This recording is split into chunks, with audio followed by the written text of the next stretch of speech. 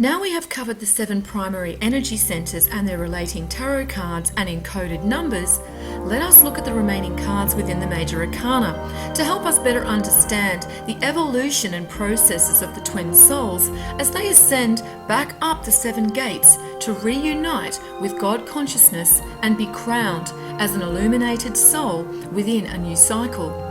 Let us first start with the number 10 Wheel of Fortune card. This card is symbolic of the destiny and journey of the twin souls. Not only do we see the infinite cycle symbolized by the number 10 when divided by the Trinity, but also the covenant and destiny of each twin soul is represented in the 2 5s within the number 10. There is a wheel with 8 spokes symbolic of the immortal soul, with each spoke relating to a different point in the cycle and journey of the soul. On the top of the wheel, we see the Sphinx is representing God's presence within the soul and the will of God upon the destiny of the twin souls. The sword the Sphinx holds is symbolic for the word or law of God, and we see this in these verses. Ephesians 6:17, the sword of the Spirit, which is the word of God, and Hebrews 4:12, for the word of God is quick and powerful and sharper than any two-edged sword. The half dog, half human creature is symbolic of the Hierophant, and we can see a similar representation of the Hierophant in religious symbolism, and even Anubis, who is present at the weighing of the heart ceremony. The Hierophant is related to the covenant of each soul. This is the pact each soul has made with God, and that each soul must uphold. On the bottom of the card, we see the twin souls represented in both the physical and the ethereal by the beasts with wings, and we see at the top left we have the angel representing the divine forces, and the bird is symbolic of the ethereal. This card is relating to the knowledge and understanding of ourselves that brings us to the path that leads us back to the union with the divine. The next card is number 11, Justice, and we have looked into the relating energy center, the navel and solar plexus, which is the location of our Ka soul and the point where we access and express our power from. The navel chakra is symbolic for the 3rd gate and shows that it is the right and just soul that moves beyond this gate to the heart. And we see in this verse 2 Chronicles 1:11, and God said to Solomon, because this was in thine heart, and thou hast not asked riches, wealth, or honor, nor the life of thine enemies, neither yet hast asked long life, but hast asked wisdom and knowledge for thyself, that thou mayest judge my people, over whom I have made thee king. So it is the knowledge and wisdom of the soul that illuminates the path of righteousness, and the soul instead only strives for truth, and as such finds thine heart. And in Hebrews 11:33, we see that it is the righteous and faithful that have the inner strength to subdue the beast. And note that within this number of the verse, we have the number 33, which equates to the crown chakra. Who through faith subdued kingdoms, wrought righteousness, obtained promises, stopped the mouths of lions. Our next card is number 12, the Hanged Man. This card represents the soul that is spiritually preparing to begin the ascent back to God consciousness. The number 12 represents the unreunited Trinity on the material plane. The hanging on the cross represents the complete abandonment of all that has held the soul in bondage to the material plane.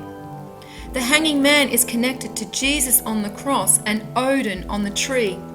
It is the complete surrendering of the soul to the divine within, removing all the mental and spiritual anchors that prevent the soul from ascending the gates. Once the soul has removed these mental and spiritual shackles, the internal path becomes illuminated. The number 13 death card has been covered in depth in previous videos, and as discussed, this is symbolic of the death of the physical container upon reunification with the divine. Number 14 is connected to temperance. Temperance is symbolic for the divine path of the soul and the soul's covenant, as we see 1 and 4 equate to 5. This path is being represented on the card beside the angel and leads into the mountains, where there is a shining crown symbolized. This is showing that if the covenant is upheld, the inner path is revealed and the divinity within the soul will be realized. Divine consciousness is within the ether and is being poured from the top cup to fill the bottom cup on the lower ethereal planes. We can also see the sun represented in the circle with the dot upon the angel's head, and the head is glowing, symbolic of the light of God transmuted through the sun. And the triangle on the angel's heart is representing the Trinity, and this shows if the correct path can be found, then the soul is crowned with Christ consciousness. Number 15 is related to the Devil card, and as discussed in depth in previous videos, is symbolic for the physical bondage of the soul that remains in ignorance, controlled by the base energies of the material plane. The number 16 Tower card is related to the ethereal, as 1 and 6 equate to 7. This is a highly emotive card and looks very connected to the physical, and in some ways it is, for it is showing that it is the shaking of our physical foundations that cause the soul to discover inner strength. Again, we see this also relayed with Daniel and the lions, where in the darkest hours of despair, Daniel learns the truth of himself and therefore discovers his immortality. The male and female twin souls are shown falling from the tower. On the male side, there are 12 golden leaves, and on the female side, she has 10. The 12 is symbolic for the unreunited twin souls on the material plane, and the number 10 shows the covenants of the twin soul and the infinite cycle of its evolution. This card is symbolic for the destined events that the soul cannot avoid, shown by the lightning bolt from above. And it is these events of pain and disruption that the opportunity of spiritual growth and inner strength can be found. Card number 17 is the Star, and we have discussed this card in detail within previous videos also. The star is symbolic of the soul's potential illumination at the time of the cycle, when the light of the Creator, symbolized by the eight-pointed star, returns to us. Number 18 is the Moon card. Again, we have discussed this card in detail in previous videos. The moon represents the ethereal plane and energies that govern the emotions of the soul. Card number 19 is the Sun and represents the physical plane, but also the potential of God manifest through the soul onto the material plane. The child wears 7 flowers upon the head, representing the ethereal self.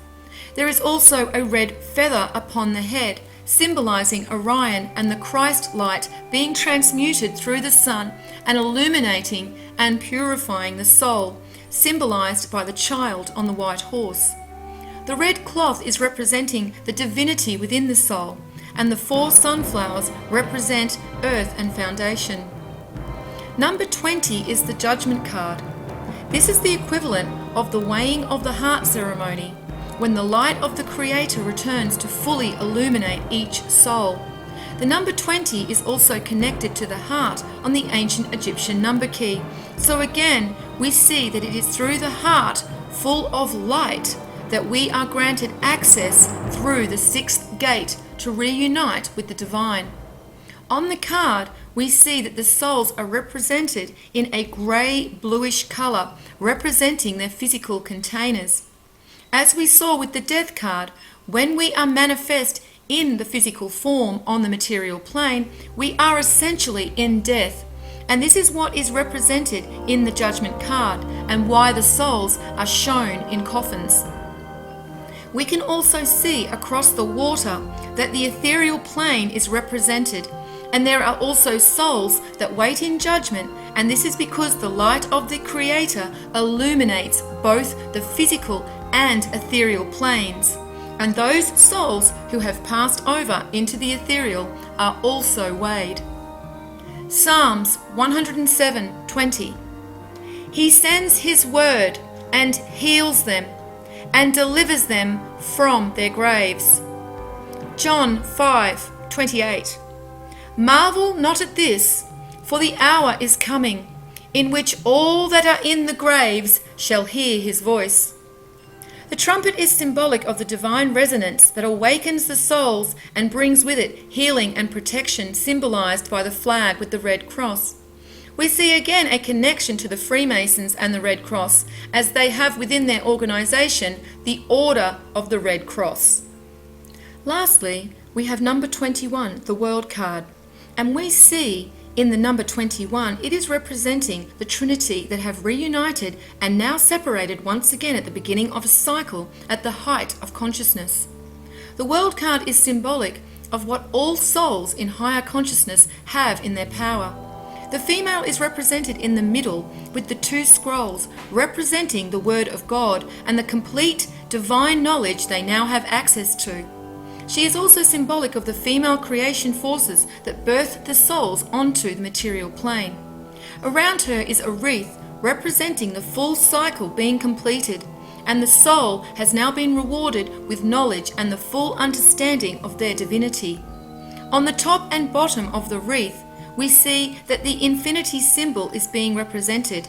Therefore, we have a connection to the number 88 and the male and female twin souls depicted here also. Around the outside of the wreath, we see a man and three animals. The man represents the male twin soul birthed through into the new cycle with the female creational forces. The eagle is symbolic of the ethereal energies and the ether, while the lion is symbolic of inner strength and courage. The bull is referring to inner wisdom. Both animals are also representing the physical attributes of the soul. So now, thanks to the ancient Egyptian number key and the other keys hidden as symbols within the tarot cards, we have revealed the story of ourselves, the story that has been stolen and coveted by religious institutions and secret organizations. However, we have only just scratched the surface of this truth of who we are. And that truth is, we are much more than just our physical containers, but are powerful beyond our imaginings, each soul with part of the divine within us. And it is this divine spark within us that is illuminated when the light of Orion and Christ consciousness returns at the end of the cycle. And it is then that our hearts are weighed and the worthiness of the soul is measured. Each of us has traversed this journey over the eons to get to the moment in time we now stand. In the next video, I will reveal the ancient Egyptian number key that has allowed us to unlock this knowledge about who we really are. Mark 4:22. For there is nothing hid which shall not be manifested, neither was anything kept secret, but that it should come abroad.